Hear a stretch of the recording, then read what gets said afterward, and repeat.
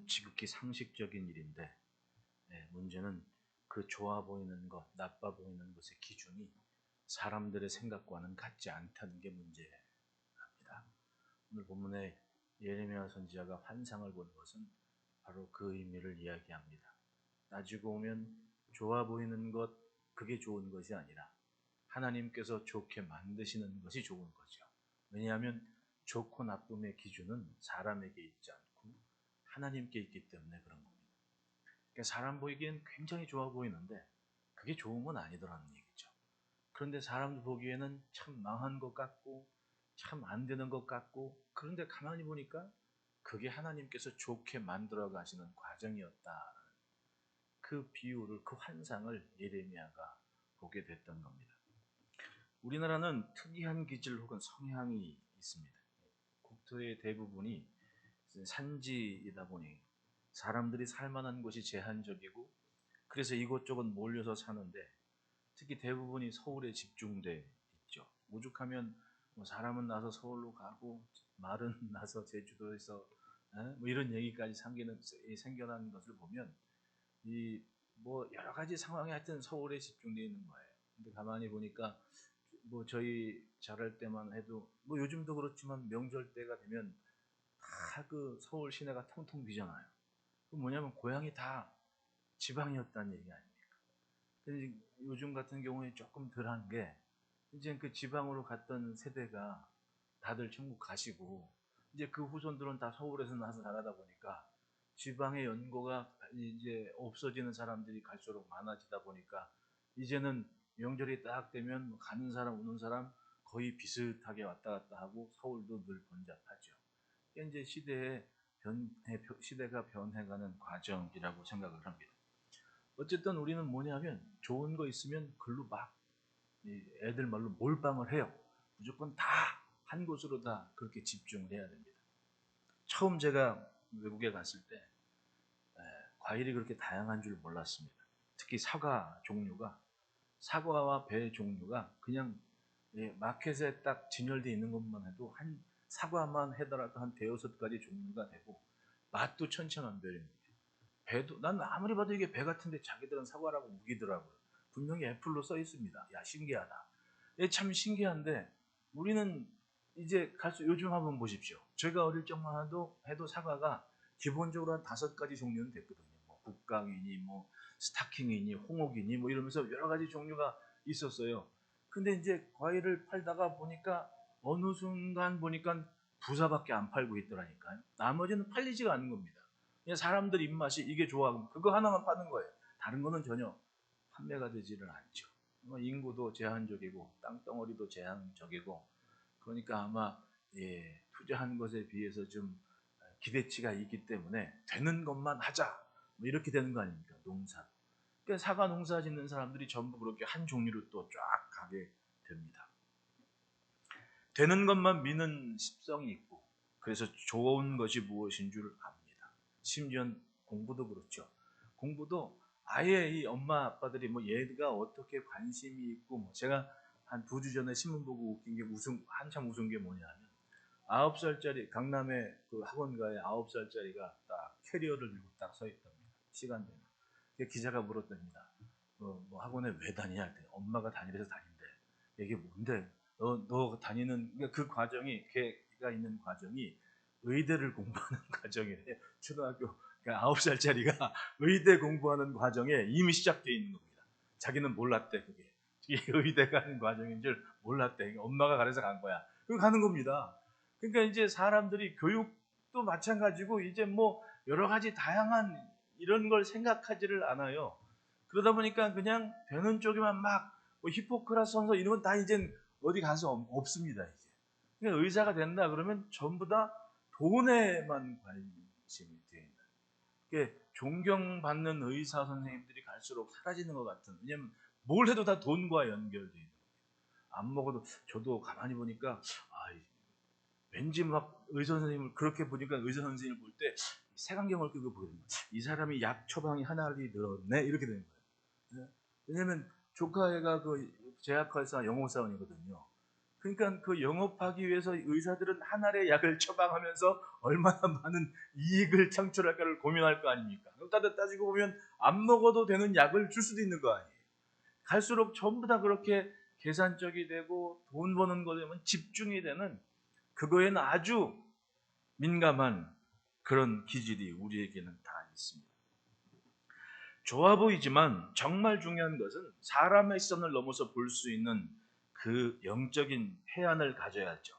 내가 보기에 좋은 것이 모두가 좋은 것은 아니라는 것을 알기가 정말 힘들어요. 그것을 깨닫기까지는 많은 시행착오가 있습니다. 그래서 아픈 거예요. 그래서 힘들기도 합니다. 그리고 관계의 어려움도 있습니다.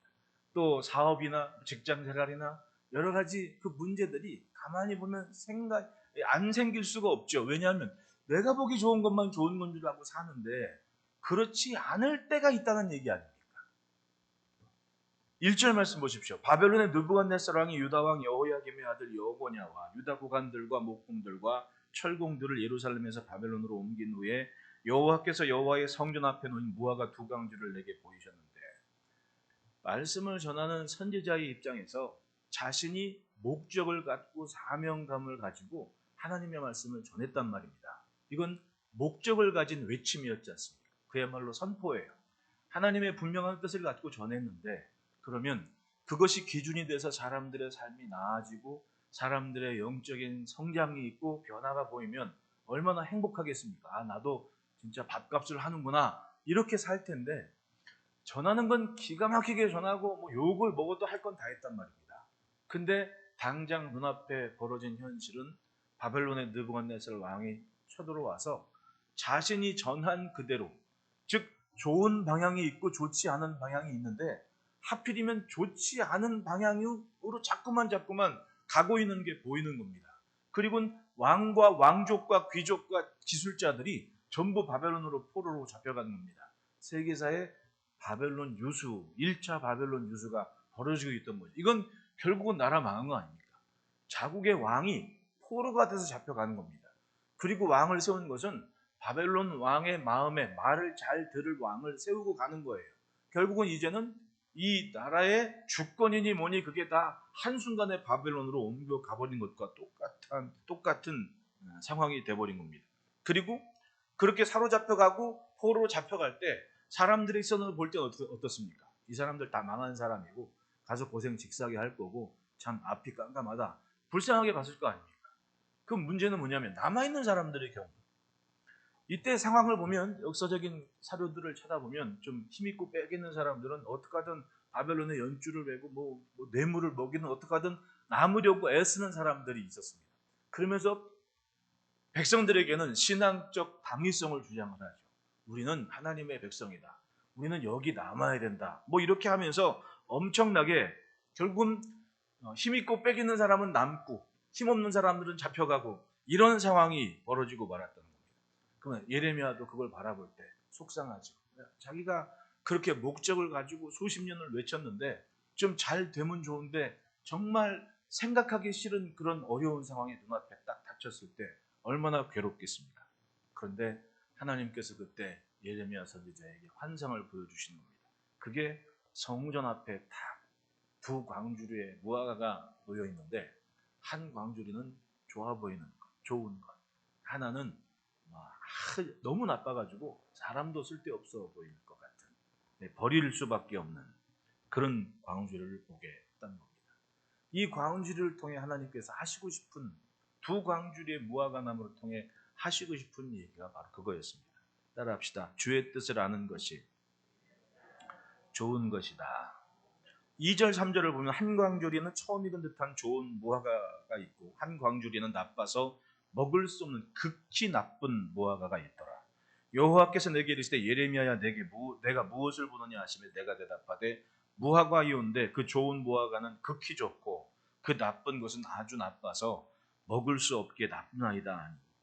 그 처음 익은 듯한 극히 좋은 무화과와 나빠서 먹을 수 없는 나쁜 무화과 두 광주리를 보았다는 겁니다. 이 두 광주리의 상태를 가만히 보면 현실적인 것과는 정반대의 모습이었습니다. 5절을 보면 이스라엘 하나님 여호와께서 이와 같이 말씀하시는 내가 이곳에서 옮겨 갈대아인의 땅에 이르게 한 유다 포로를 이 좋은 무화과 같이 잘 돌볼 것이라. 좋은 무화과 열매는 바빌론으로 옮겨가는 사람들이라고 얘기를 해요. 사람들을 눈으로 볼 땐, 야, 저 사람 진짜 불쌍하다. 이제 포로로 잡혀가서 엄청 고생하겠네. 안 되게 바라보고 있거든요. 그런데 하나님께서는 이 사람들을 좋게 만들 것이다. 하나님은 좋은 무화과는 바로 이거야 라고 설명을 하고 계시는 거예요. 아무리 귀족이어도 이제 뭐 포로로 옮겨간 상태가 오죽했겠습니까? 그건 에스겔서를 보게 되면 그 포로로 잡혀갔던 사람들의 행색이나 삶의 모습이 처량했던 거예요. 왜냐하면 그발 강가라는 것이 이게 평상시에 항상 흐르는 강물이 아니라 우기 때가 돼서 막 광야에 그 막 사막에 비가 생기면 와디라 그러지 않습니까? 와디. 물줄기가 막 흩어가면 멀쩡히 집 짓고 살고 있다가 그 물줄기 때문에 막 휩쓸려 가거든요. 그러니까 예수님께서 비유 말씀하실 때 비가 오며 바람이 창수가 날지라도 뭐 이런 얘기를 하신 것들이 그 사람들의 생활 모습이 그랬던 겁니다. 일정한 주거지를 뭐 안전하게 만들지 못한 사람들은 그냥 누구 하나 딱 천막 치고 살면 거기에 옆집 우리 뭐 옛날 뭐 피난 때 부산의 판자촌처럼 이렇게 짓고 사는 거예요. 무화과 건물처럼. 근데 하필이면 어느 해 우기 때 비가 왕창 쏟아졌을 때 비가 막 휩쓸고 돌아가면 그 주거지를 완전히 쓸고 가버리는 겁니다. 얼마나 불쌍해요. 그게 에스겔 선지자 에스겔서에 나온 그 이스라엘의 상황이었거든요. 그러나 강가에서 눈물 흘리면서 맨날 슬퍼하고 애통하는 게 바로 그 포로 잡혀간 사람들의 상황이라는 얘기입니다. 그러니 그런 걸 뻔히 생각을 할 수 있다면 이 사람들이 얼마나 불쌍한 사람들입니까? 그야말로 육신의 눈으로 볼 땐 다 망한 사람이고 좋지 않은 나쁜 그런 상황이 돼버렸습니다. 그런데 가만히 보면 이 사람들이 사로잡혀갈 때의 생각, 그들의 삶의 방향이 무엇이었냐는 겁니다. 이 사람들은 아무런 저항이 없이 그저 포로로 잡혀가는데 가서 가만히 보면 어떤 사람들이에요? 성경에 보면 다니엘 같은 사람들, 이 10대에 잡혀간 사람들 아닙니까? 근데 뭐예요? 뜻을 정했다 그러거든요. 내가 이방인 왕의 그런 음식으로 날 더럽히지 않겠다. 뜻을 정해서 물과 채소만 먹겠다. 그 은혜를 입고 그렇게 했지 않습니까? 이 포로로 잡혀간 사람들의 가슴에는 바로 수십 년 예레미야 선지자가 그렇게 외쳤던 하나님의 말씀을 기억하고 품고 갔다는 거예요. 그러니까 지금 상황으로 볼 때는 굉장히 망한 사람들이고 안 좋은 사람들이고 힘없고 혹은 미움받아 잡혀가는 사람들인데 이 사람들은 사실은 믿기 때문에 항복한 사람들이고 믿는 구석이 있기 때문에 자신 앞에 있는 현실을 받아들이는 사람들인 거예요. 기준이 뭐였습니까? 자신이 들은 하나님의 말씀이었다는 거예요. 즉 어떤 상황이어도 하나님의 말씀이 기준인 인생은 하나님께서 보실 때 이건 정말 좋은 무화과 나무고 하나님께서 좋게 만드실 것이다는 어디서? 성전 앞에서. 하나님께서 처음 예레미야를 부르실 때의 말씀을 보십시오. 예레미야서 2장 1절로 3절에 여호와의 말씀이 내게 임하니라 이르시되 가서 예루살렘에게 외칠지니라 여호와께서 이와같이 말씀하시기를 내가 너를 위하여 내 청년 때의 인애와 내 신혼 때의 사랑을 기억하노니 곧 씨 뿌리지 못하는 땅 그 광야에서 나를 따랐습니다. 하나님께서 기억하시는 것은 정말 건건한 땅에서 하나님의 말씀 하나만 믿고 따랐던 이스라엘을 기억하고 계시거든요.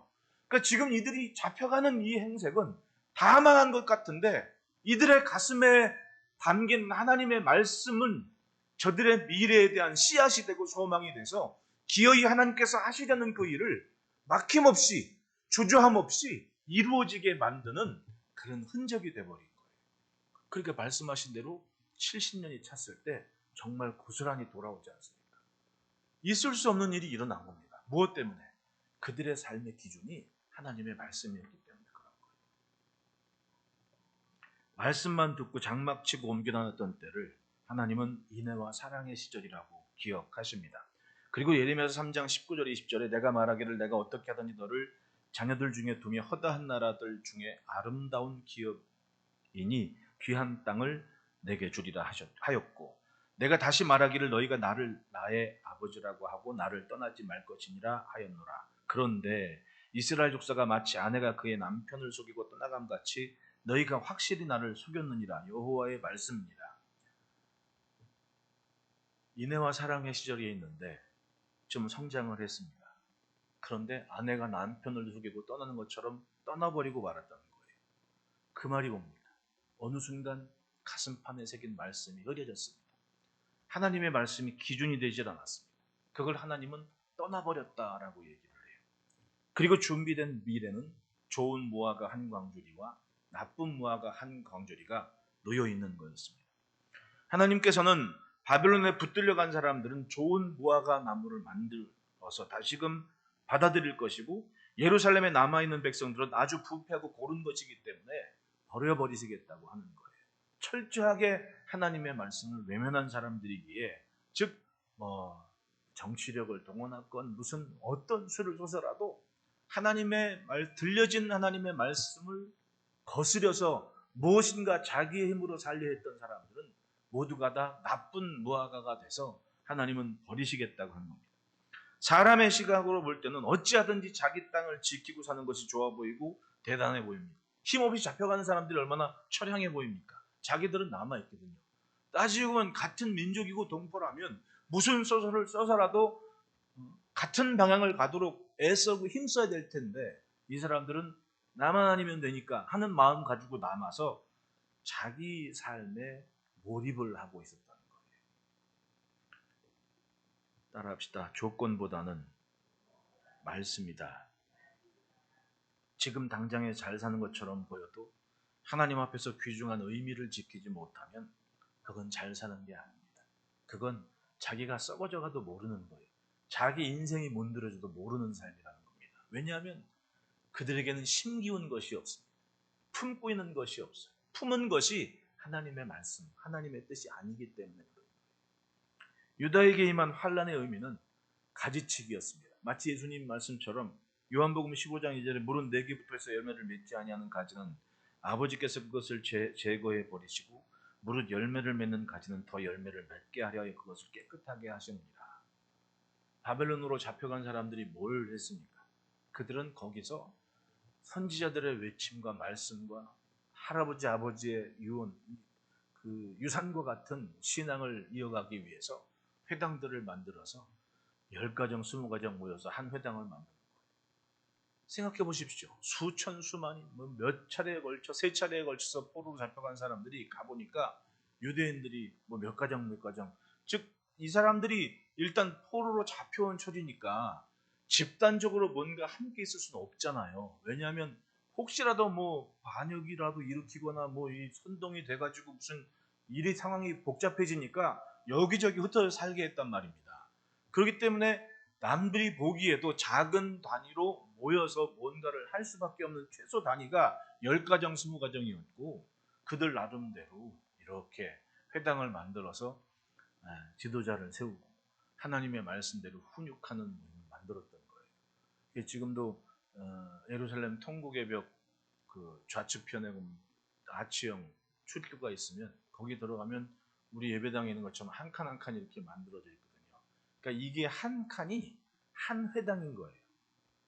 그 한 칸에 회당장 하나가 있는 겁니다. 그렇게 자기들 회당에서 상징이 되는 문양이나 이런 걸 만들어 놓고 거기 그 회당에 속한 사람들이 모여서 랍비나 이런 사람들이 공유해서 그러니까 도서관이나 책 읽는 곳이 시끄러워요. 이 히브리인들은. 왜냐하면 그걸 읽고 토론하고 묻고 질문하고 이런 장이기 때문에 그러니까 이 사람들은 엄청 논리적이고 그런 훈련을 그렇게 어려서부터 받는 겁니다. 자꾸 대화가 되고 토론이 되다 보니까 결국은 하나님께서는 그 바벨론 포로기에서 이들을 정말 가지치게 하고 양질의 신앙을 갖도록 적은 무리들이 함께 말씀을 나누고 공유되도록 그렇게 만들어가는 거예요.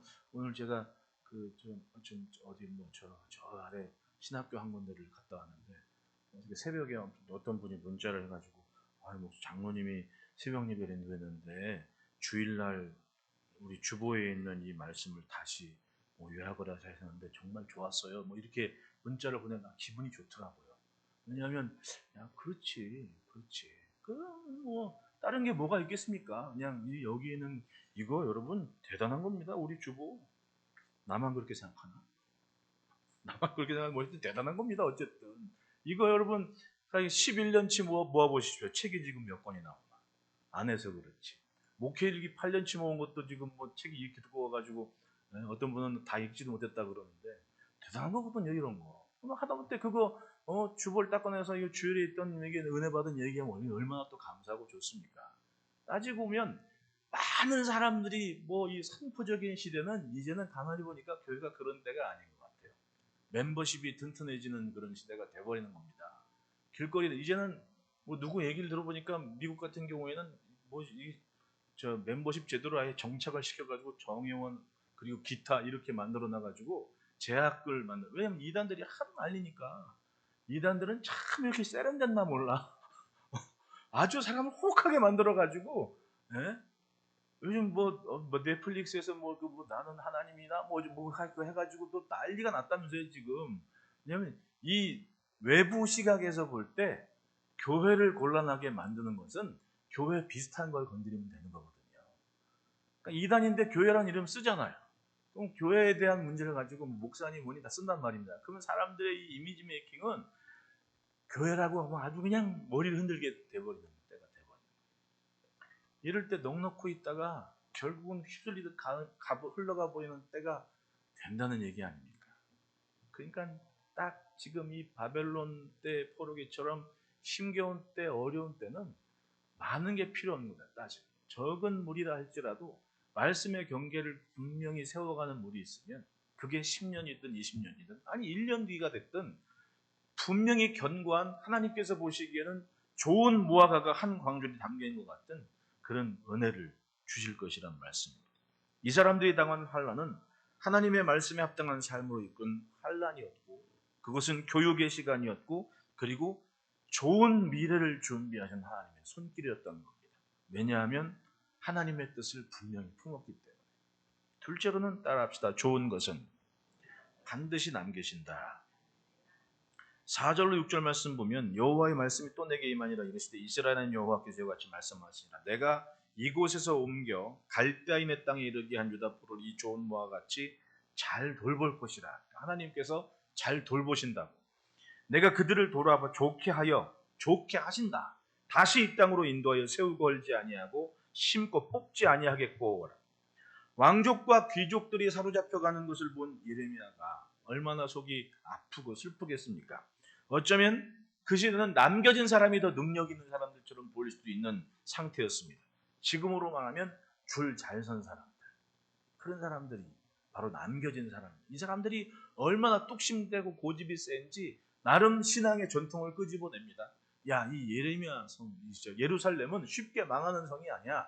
저 사람들을 사로잡혀 간다 하다 우리가 망할 것 같니? 여기는 얼마 전까지도 성벽 앞에서 수십만 대군이 하루아침에 몰살시킨 하나님의 천사가 지키는 곳이야. 뭐 이러면서 엄청 자기들끼리 수군수군 대면서 자기들의 입지에 대한 정당성을 주장하는 사람들이 많았을 겁니다.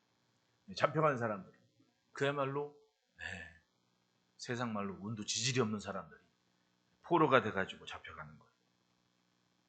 문제는 그것을 보는 사람들이 그 모습이 바로 자신들의 자신들의 모습이라는 것을 깨닫지를 못했습니다. 나라는 망해가는데 나는 아직 살고 있다. 그것 때문에 만족한 사람들이었던 거예요. 반대로 잡혀가는 사람들, 옮겨지는 사람들은 그야말로 힘없고 능력 없고 다 무너진 죄인처럼 보이고 마치 나라가 잘못된 것이 자기들 것인 양. 실상은 하나님께서 자기 백성을 돌보시려는 선언이었고 선포였고 그리고 부르심이었다는 거예요. 마치 바벨론에서 하나님께서 부르신 것처럼 여기서 한번 멋지게 정말 뚝심 있게 내 이름을 한번 자랑해 보려.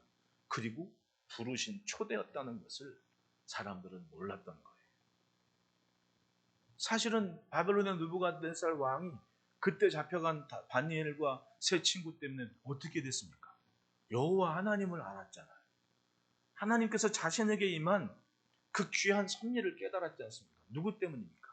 하나님께서 불러들이신 그 사람들 그 세대로 인해서 당시의 세계 중심에 여호와의 이름, 여호와 하나님, 그것을 분명히 알게 한 계기가 되지 않습니까?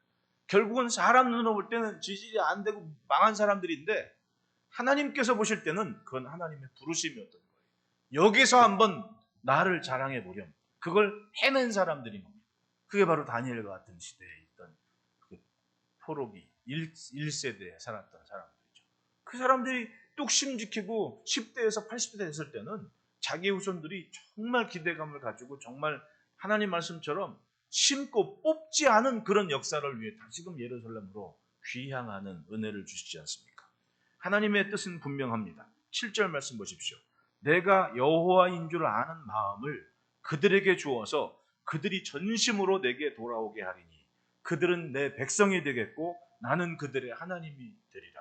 즉 거기서 다시금 과거의 자신들의 조상들이 광야에서 하나님의 말씀 쫓아갔던 그때를 회복하시기 위해서 시내산 앞에서 말씀하신 그 언약을 다시금 거기서 맺으시겠다는 겁니다. 이 회당 앞에서 각 가정들이 다 전에는 시내산 앞에서 모든 민족들 앞에 확실하게 선언하신 하나님이 이제는 각 회당들마다 그걸 알게 하는 겁니다.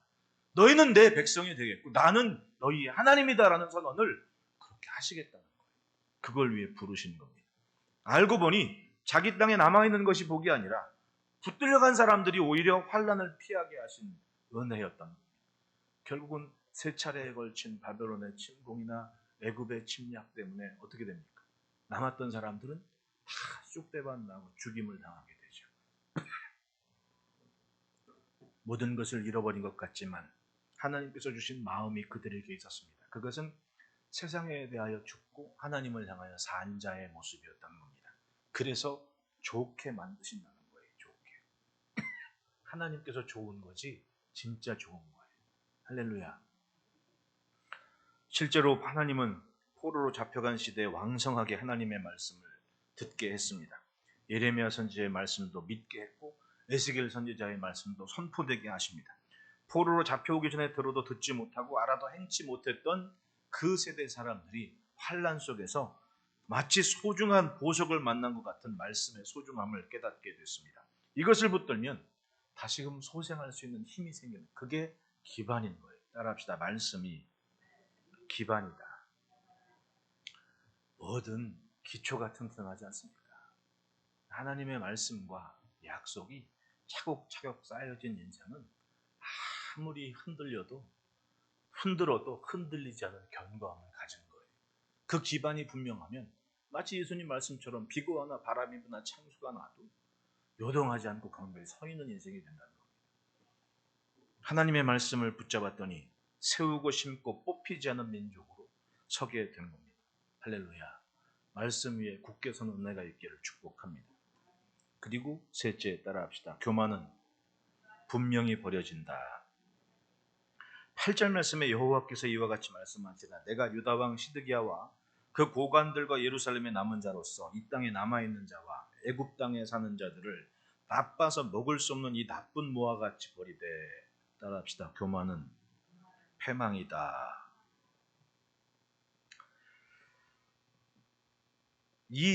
여기서 언급된 유다 왕 시드기야와 그 고관들과 예루살렘에 남은 자들은 모진 풍파가, 즉 왕이 불과 몇 년 상관에 3명째로 바뀌어버린 겁니다.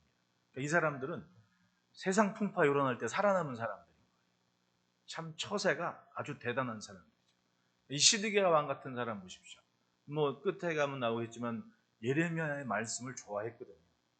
근데 처세가 얼마나 참 기교했는지, 이 예레미야 말씀을 좋아했는데 그 좋아하는 모습을 사람들 앞에는 나타내지를 못하겠는 겁니다. 왜냐하면 사람들한테는 사람들이 좋아하는 걸 해야 되거든요.